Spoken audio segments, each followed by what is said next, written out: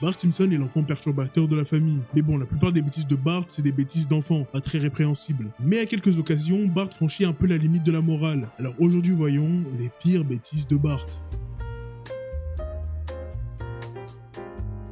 On retrouve Lisa qui prépare des cupcakes pour sa professeure. Et bien que Bart et Homer en veulent, ils n'en auront pas. Bart, énervé de la situation, insulte Lisa de chouchou de la maîtresse, mais Homer lui explique que c'est pas mal de faire le lèche-bot quelquefois. Dans le bus scolaire, Bart supplie Lisa de lui donner un cupcake. Elle lui dit de fermer les yeux et d'ouvrir la bouche, et elle lui donne un cupcake qui est tombé par terre. Une fois arrivé à l'école, des voyous prennent les cupcakes de Lisa et les balancent après les avoir mangés. Mais Bart vient au secours de sa sœur. Il veut se battre avec les petits harceleurs, mais Lisa le prévient que c'est un ami de Nelson. Mais Bart, pour défendre sa sœur, se met à se battre avec lui, mais se fait stopper par Nelson. Et dans l'euphorie du moment, il lui donne un coup de poing qui le fait saigner. Nelson se rend compte que son sang coule et dit à Bart de le retrouver après l'école. Et c'est pas pour un dîner romantique qu'il a prévu de lui casser la gueule. Et bien que le principal Skinner ait tout entendu, il ignore Bart. Et ouais, c'est ça la vraie école. Après, il se demande pourquoi il y a un élève qui débarque avec une AK-47. Bart est angoissé à l'idée de devoir se battre avec Nelson, car il sait pertinemment qu'il va perdre. Et à la cantine, Lisa le présente comme le héros qui viendra les sauver de Nelson. Quand il retourne en classe, Bart se voit déjà mort et enterré. C'est la fin des cours. La cloche sonne, Bart essaie d'esquiver Nelson, mais bon, c'est raté. Il se fait attraper par ses deux mignons et se prend un enchaînement de coups.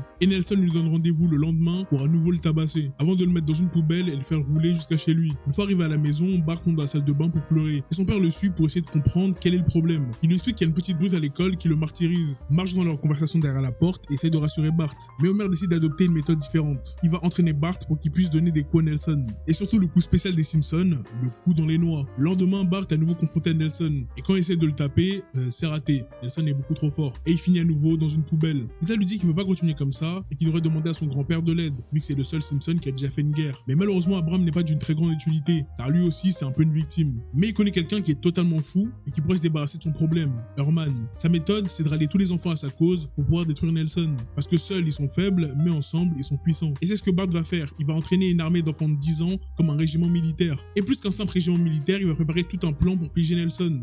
Un plan qui va marcher à merveille parce que tous les enfants de la ville participent.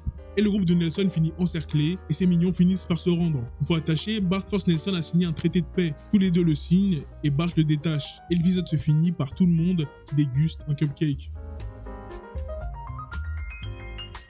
On retrouve les Simpsons chez un notaire, car leur tante Hortense est morte. Pour récupérer l'argent de l'héritage, ils doivent passer une nuit dans une maison hantée. La nuit se passe plutôt bien, sans problème, et ils reçoivent tous 100 $. Oui, parce que le reste de l'argent va à son chien. Sur le chemin du retour, Marge demande aux enfants ce qu'ils vont faire avec leur argent. Homer veut acheter de la bouffe, Bart investir dans des bêtises, et Lisa veut donner de l'argent à la télévision publique. Pour Marge, ce n'est que des mauvaises idées, et elle décide de tous les emmener ouvrir un compte bancaire, comme ça leur argent sera bien gardé. Une fois que tous les enfants ont un compte ouvert, Bart lui reçoit un chéquier, et avec ce chéquier, il va commencer à signer des chèques à tout le monde, avec des montants hasardeux. Et un soir après la fin de l'émission de Krusty, Bart va lui demander un autographe, mais il refuse. Mais il a une idée. À chaque fois que quelqu'un lui fait un chèque, il reçoit un reçu avec la signature de la personne. Alors il décide de cacher un chèque dans la poche de Krusty pour recevoir son autographe. Le jour arrive et Bart reçoit tous les reçus des chèques qu'il a fait. Mais une fois arrivé au chèque de Krusty, tout ce qu'il voit c'est un tampon avec le nom d'une société offshore. Bart va à la banque se plaindre car il voulait que Krusty le signe. Mais en faisant ça, il va créer un énorme problème pour le clown. Vous comprenez bien que société offshore serait avec problème. En retournant le chèque aux impôts, Bart a exposé Krusty comme l'un des plus gros fraudeurs fiscaux de toute la ville. Et en moins de 24 heures, il se fait arrêter. Mais bon, c'est l'Amérique, on va pas l'envoyer en prison pour évasion fiscale, vu que c'est une célébrité. Ils vont juste saisir 80% de son salaire. Ce qui fait que le show de Krusty doit faire des grosses coupes budgétaires, tellement énormes qu'ils ont même pas assez d'argent pour payer une tarte à la crème à lancer sur Krusty. Mais bon, le clown a encore sa maison, tout se passe bien. À part le fait que quand il ouvre la porte de chez lui, il voit une vente aux enchères composée de toutes ses affaires. Krusty est littéralement ruiné. Bart essaie de le réconforter, mais ça ne marche pas. Et tout ce que le clown trouve à faire, c'est faire l'ultime sacrifice devant les yeux de tout le monde. Et le soir même,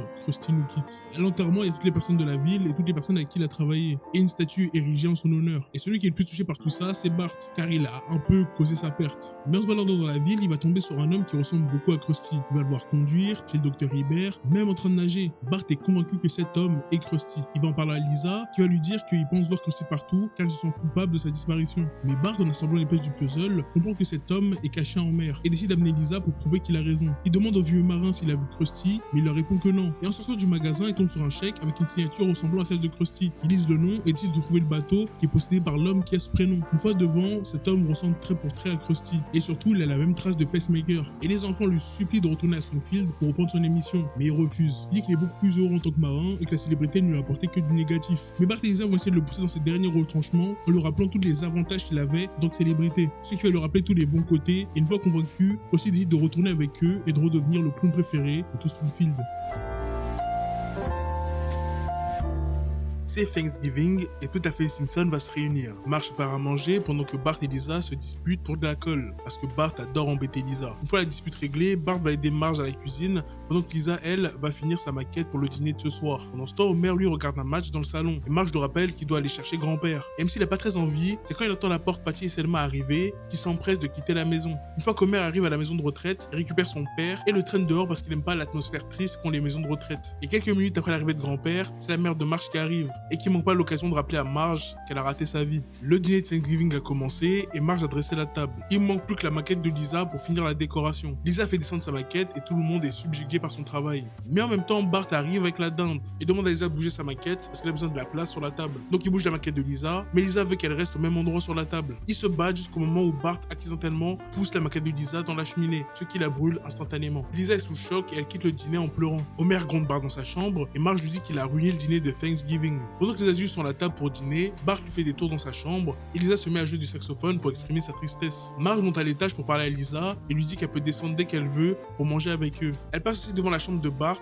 et lui dit qu'il pourra manger avec eux une fois qu'il sera excusé devant tout le monde. Bart refuse de s'excuser et décide de quitter la maison. Et au même moment, Homer lui vire le chien dans le jardin. Et c'est parti, Bart et son chien décident de faire une fugue. Ils vont errer dans la ville à la recherche de nourriture et ils vont tomber sur la maison de Monsieur Burns qui lui va en gâcher de la nourriture. Bart va essayer de voler une tarte avant de se faire attraper par les gardes qui surveillent le jardin. Bart décide de continuer à marcher en espérant trouver à manger, même si son ventre ne fait que gargouiller. Mais il trouve une solution, donner son sang pour $12. Une fois son sang donné, Bart sort de la clinique et s'évanouit dans la rue. Il tombe sur 2 SDF qui décident de le recueillir et de l'amener à la soupe populaire du quartier qui fait un dîner spécial pour Thanksgiving. Une fois arrivé à la soupe populaire, il tombe sur Ken Brockman qui fait un reportage sur les oubliés de Thanksgiving. De retour chez les Simpsons, Lisa descend pour leur faire écouter un poème qu'elle a écrit. La télé est allumée en fond et Lisa commence à réciter son poème. Quand tout d'un coup, il voit Bart à la télé. Il est à la soupe populaire et Homer et Marge essaient d'appeler la police pour récupérer leur garçon. Mais bon, le temps qu'il fasse ça, Bart était déjà loin. Les $12 que Bart s'est fait en donnant son sang, il décide de les donner aux DSDF qui l'ont aidé. De retour chez les Simpsons, Bart n'est pas encore prêt à ouvrir la porte car il sait qu'ils vont le forcer à s'excuser pour tout ce qui s'est passé ce soir. Donc il décide de monter sur le toit de la maison. À l'intérieur de la maison, Lisa, elle, écrit dans son journal qu'elle se sent coupable de la disparition de son frère et elle se met à pleurer. Bart sur le toit l'entend et lui dit de monter. Lisa est contente mais elle veut savoir pourquoi il a détruit sa maquette. Bart lui explique qu'il ne sait pas vraiment, des fois il fait des choses sans vraiment réfléchir. Et Lisa lui demande